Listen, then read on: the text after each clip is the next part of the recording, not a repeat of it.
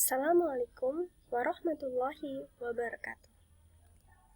In this moment, I would like to tell about hypothesis. But before we talk more about hypothesis, I would like to introduce myself. My name is Siti Maryam. I'm from State Polytechnic Sriwijaya, majoring English department in 5BB class. Okay, let's begin.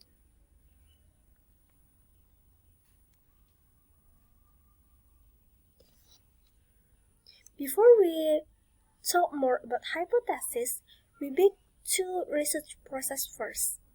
In research methodology, research process is the most important thing. In research process, we have some paths, or we can call it step, but in research process we call it paths. Paths in research process have some paths. To make the conclusion in a research, we have to through some paths first. In the first path is conceptual path. In conceptual path, they are formulating the problem, reviewing the related research literature, defining the framework, and developing conceptual definition, and then formulating hypothesis or research question. Based on this explanation, we know that hypothesis is the one of important thing in research process, so we have to know about hypothesis. Okay, next. Here, I will talk about the definition of hypothesis. Hypothesis is a statement predicting the relationship of two or more variables, usually used in quantitative studies, but it don't close the change to use in qualitative studies. Hypothesis also predict answer to a query. For example, the research question: what's the relationship between sexual risk-taking and substance abuse among teenage mothers in Jamaica? You can tell the hypothesis of this statement is, in this question is, teenage mothers who are substance abusers are more likely to high level of sexual risk-taking behavior. Okay, next. Here we have testable hypothesis. In some hypothesis, there is testable hypothesis. Testable hypothesis is hypothesis that have been proved in a research. So the testable hypothesis is hypothesis that can we call it confirms the truth.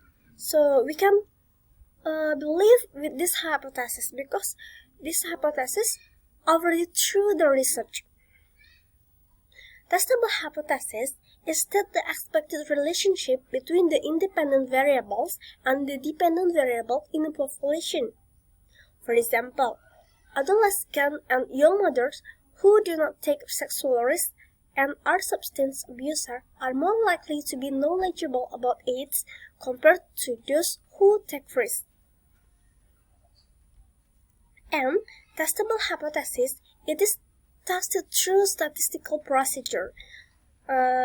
Based on what I have explained first, testable hypothesis is hypothesis that have been through the research. So it is tested through statistical procedure. Okay, next. Hypothesis. In wording hypothesis, we should be worded in the present tense because hypothesis is like an opinion, and we know that if we mention our opinion, we have to use present tense. Here I give a types of hypothesis. The first one is simple or complex hypothesis, and then directional or non-directional hypothesis, and research or null hypothesis. Next, simple or complex hypothesis. Simple hypothesis is predict the relationship between a single indirect variable and a single direct variable. And complex hypothesis is predict the relationship between two or more indirect variables or two or more direct variables. So the difference between simple and complex hypothesis, it's in a simple hypothesis, we just a single indirect variable. But in complex hypothesis, there are two or more indirect variables. Okay, next, directional hypothesis. Directional hypothesis is specifies not only the existence but the expected direction of the relationship between the variables.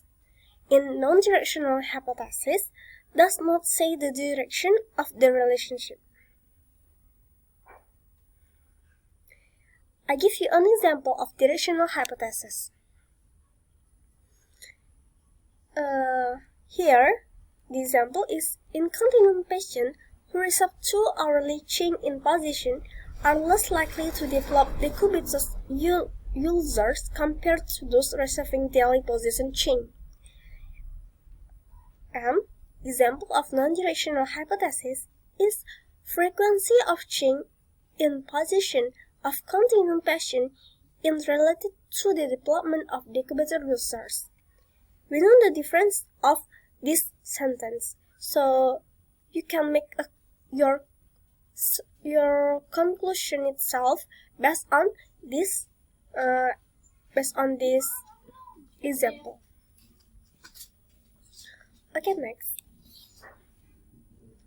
We have research hypothesis and null hypothesis. Research or hypothesis is scientific hypothesis, states the actual prediction of relationship between variables. And null hypothesis is statistical hypothesis, express the absence of a relationship.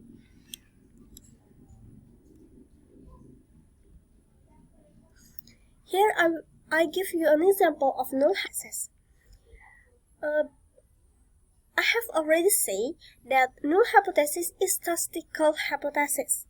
So here, the example of null hypothesis is incontinent patients who receive 2-hourly change in position are just as likely to develop decubitus ulcers as those receiving 4-hourly position change.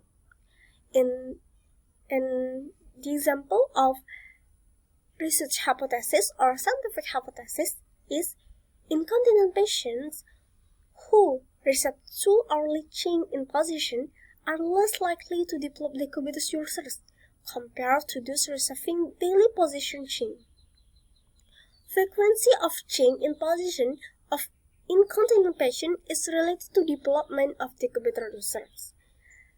Based on this example, we know that the difference between null hypothesis and research hypothesis. And then, after we have a testable hypothesis, we have hypothesis testing. Hypothesis testing is hypotheses are tested through statistical analysis, and hypothesis testing are never proved, they are accepted or supported. So, the testing hypothesis is already proved. So we can call it just a supporting hypothesis of other hypotheses. For example, for additional information, they are increasingly supported with more evidence. This is some references that I have checked to make this PPT. You can search more information about hypothesis in some references in this references. Okay, I think that's all for my explanation about hypothesis. Thank you very much for your nice attention. Assalamualaikum warahmatullahi wabarakatuh.